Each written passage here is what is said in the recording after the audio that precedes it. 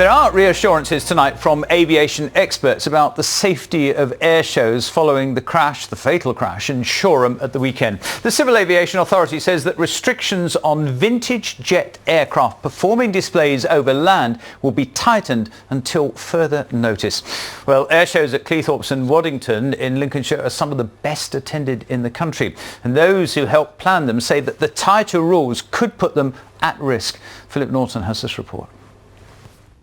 The final moments before disaster in Shoreham. Up to 20 people killed at what should have been a fun weekend event. Saturday's crash on the south coast has shocked a nation, and it's been felt hard among Lincolnshire's aviation community. Historically home to some of the biggest air shows in the country, at RAF Waddington and Cleethorpes over the years, the focus now is whether events like them are safe. Yes, they are, says expert Stuart Reid, a former display pilot who's now an airshow safety coordinator. Item one on the agenda always is safety of the public in mind, and you do everything you can as an airshow organiser and in running an airshow to ensure you mitigate all the risks to the public at all times from any aircraft participating in the show. The rules that are in place at the moment are very, very stringent, there's no doubt about that, and as I said, all airshow organisers need to ensure that they comply with them. If you make them even more stringent, the problem is you can start to get the case where you start to impact seriously on what you're trying to achieve. For many, aviation is a favourite pastime. On any day, enthusiasts will come to viewing areas like this one at Coningsby to watch the action. But air shows are also big business. They're one of the most attended outdoor events behind football. Last year, 335,000 people attended the Cleethorpes and Waddington air shows, bringing in around £19.5 million for the local economy. I don't see that they can do too much without destroying the very existence of what is a very, very popular thing for people to go and see, you know. There's planes from all over the world come. It's also part of our heritage, the BBMF, for example, and sometimes that's the only opportunity that people have got to see planes like that, and it's part of our history. A 747 going into Heathrow can fall out of the sky onto the motorway, and I think with the degree of stringent regulation that already is adopted for the UK airshow programme, I don't see it needs to be any further. But as the wreckage of the Hawker Hunter was lifted from the crash site today, the Civil Aviation Authority announced a tightening up of rules, and that could have an impact on future air displays right across the country.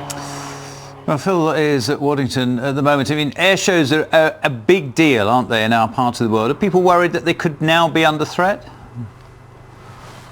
Well, yeah, Peter, I mean, obviously there hasn't been an air show here at Waddington this year. They're actually upgrading the runway. They're relaying the runway. You can probably see some of the work taking place here on the airfield. But no doubt organisers of the popular air show here and, of course, at other events across East Yorkshire and Lincolnshire will be keeping an eye on developments in Shoreham. And as I mentioned there, the Civil Aviation Authority has announced significant restrictions on UK air shows, certainly for the end of this flying season, but they say until further notice while this investigation into what caused Saturday's crash takes place.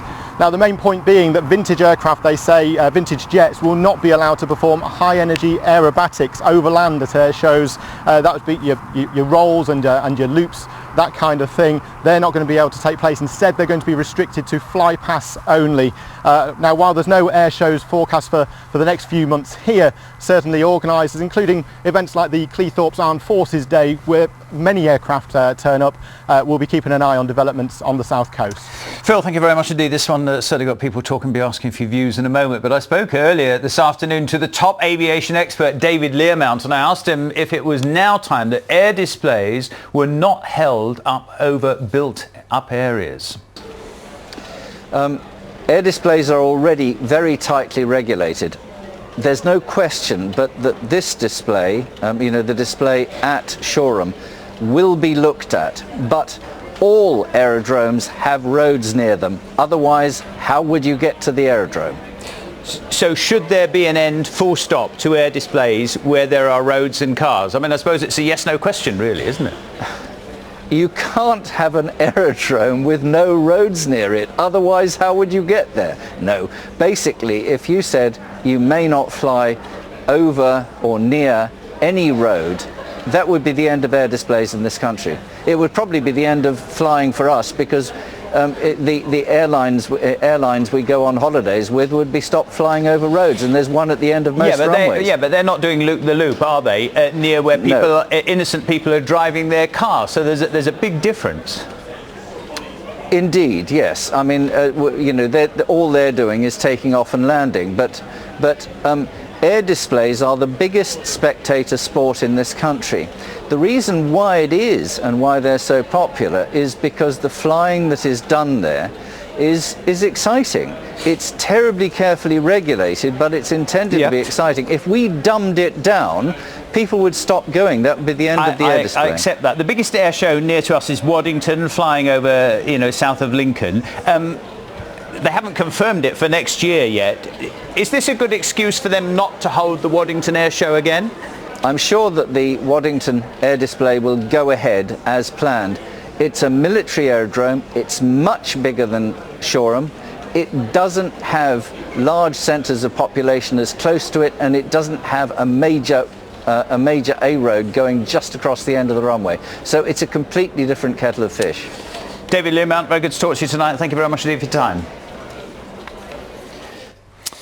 David Learmount talking to me earlier on. Well, we've been discussing this already on our Facebook page today, asking whether there should be tighter restrictions for air shows. Just a few comments that have come in during the course of the afternoon. Ron, first of all, Ron Fletcher says, I'd rather see historic aircraft limited to doing flypasts and simple turns. Aerobatics must be cancelled due to the forces exerted on them.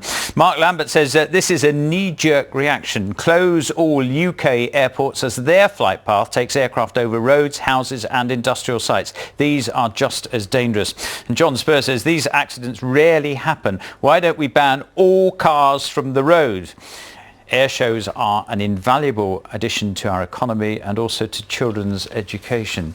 Certainly, as I say, got people talking today. You can continue to have your say on a Facebook page or get in touch with us with your views tonight.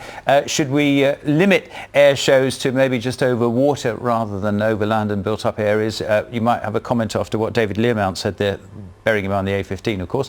There's the email address, the text number 81333, start the text of the word look north on the subject of air displays. We look forward to hearing from you as always.